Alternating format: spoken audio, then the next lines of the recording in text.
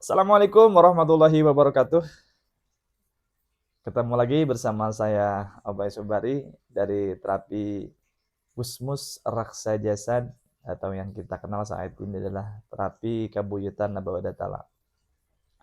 Dan kali ini saya akan menjelaskan tentang konsep sehat sakit menurut keilmuan Gusmus Raksa Jasad, di mana terdapat ada 4 pola.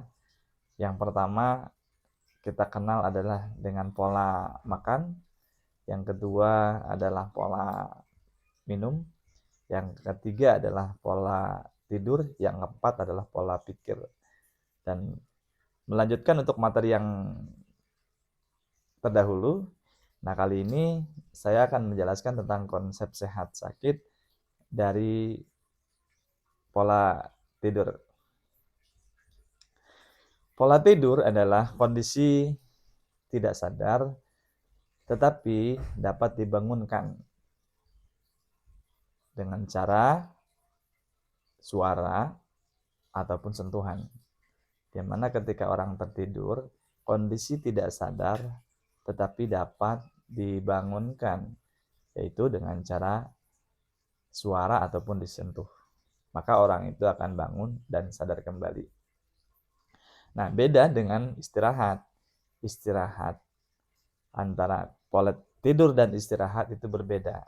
Kalau istirahat itu kondisinya diam dan sadar tetapi tidak melakukan aktivitas, hanya saja menunggu kebugaran tubuh supaya bisa beraktivitas kembali.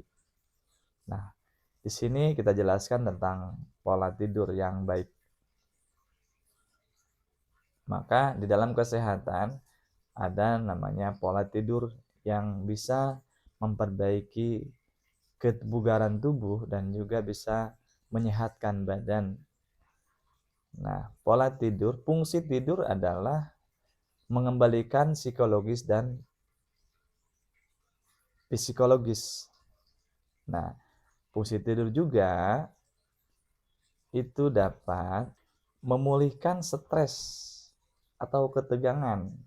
Nah, di mana biasanya kalau orang sudah mulai stres atau sudah mulai tegang dengan situasi dan kondisi, entah itu dengan pekerjaan, entah itu dengan masalah, maka ketika kondisi kita stres dan banyak ketegangan di dalam tubuh kita, maka solusi yang baik adalah tidur.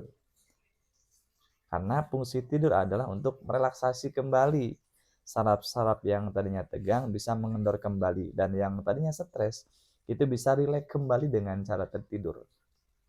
Itulah fungsi tidur. Fungsi tidur. Jadi tidur ini memang dibutuhkan oleh setiap orang. Maka banyak hal atau banyak orang yang kekurangan tidur, maka dia akan sering sakit dan juga sering mengeluh gitu karena kekurangan tidur. Fungsi tidur juga dapat mengembalikan konsentrasi supaya bisa lebih fokus kembali untuk berpikir atau beraktivitas yang lain. Itu banyak sekali manfaatnya ketika kita sudah melakukan tidur, maka pikiran kita akan kembali fresh dengan cara diistirahatkan atau dengan cara tidur. Tidur juga dapat menghasilkan hormon pertumbuhan. Hormon pertumbuhan ini itu berperan untuk memperbaiki epitel dan sel otak. Nah, biasanya sel pertumbuhan ini terjadi pada bayi ataupun balita yang masa pertumbuhannya sedang berlangsung. Maka ketika bayi ini tertidur, dia akan lebih banyak tidur. Karena kebutuhan tidur untuk bayi ini itu 23 jam per hari. Beda dengan orang dewasa yang tidurnya itu cukup 4 jam saja. Jadi penting sekali bagi masa pertumbuhan ini untuk lebih banyak tidur supaya memperbaiki dan berperan untuk sel epitel dan sel otaknya supaya pertumbuhannya akan lebih baik. Itu untuk bayi. Gangguan pola tidur yang tidak baik akan mengakibatkan terhambatnya regenerasi sel. Maka ketika tidur kita tidak menentu, sering bergadang yang tidak beraturan, maka akan merusak beberapa organ. Di antaranya adalah organ liver dan kantung empedu. Dan ada juga pola tidur yang baik.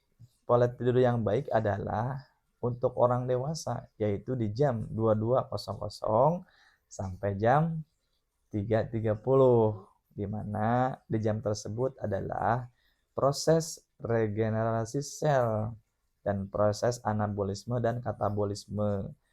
Nah, di mana ketika tidur di jam tersebut, maka badan kita ketika bangun akan sangat fresh dan segar. Gangguan pola tidur yang diakibatkan oleh seseorang disengaja ataupun tidak disengaja, maka akan terhambatnya regenerasi sel, di mana ketika terhambat regenerasi sel ini, itu akan mengakibatkan kerusakan organ, di antaranya yaitu organ liver sama organ kantung empedu.